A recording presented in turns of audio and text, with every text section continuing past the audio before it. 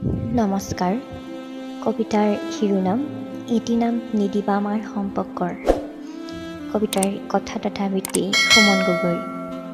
এখনি বুৱতী নদীৰ দুটি পাৰ আমি, দুটি সীমাত সমান হৈ বৈ গৈ আছোঁ আমি, অথচ মিলনৰ নাই কোনো ক্ষমতা আমাৰ। নাম কি নাম লাগে কোৱা? নালাগে দিয়া আমাৰ সম্পৰ্কৰ নাম। এনেদৰে থাকক দিয়া এই সম্পৰ্কটো নামবিহীন। মাথো এডাল মালাত গুঠি থাকিবা তোমাৰ মৰমৰ পাৰিজাত কেইপাহি, কেতিয়াও নিচিঙিবা সেই মালাধাৰী।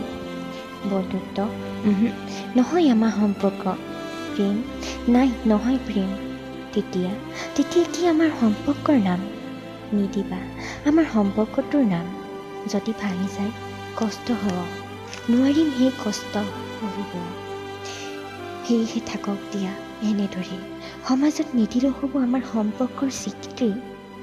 এনেও সমাজে মানি ল'লে আমাৰ বান্ধোন, মৰম ভালপোৱা থাকিব দিয়া নিৰবিচ্ছিন্ন হৈ এনেদৰে। নিবিচাৰোঁ মই আমাৰ সম্পৰ্কটোৰ নাম, নালাগে মোক নিৰ্দিষ্ট এটি নাম যাৰ নাই প্ৰমাণ। ধন্যবাদ।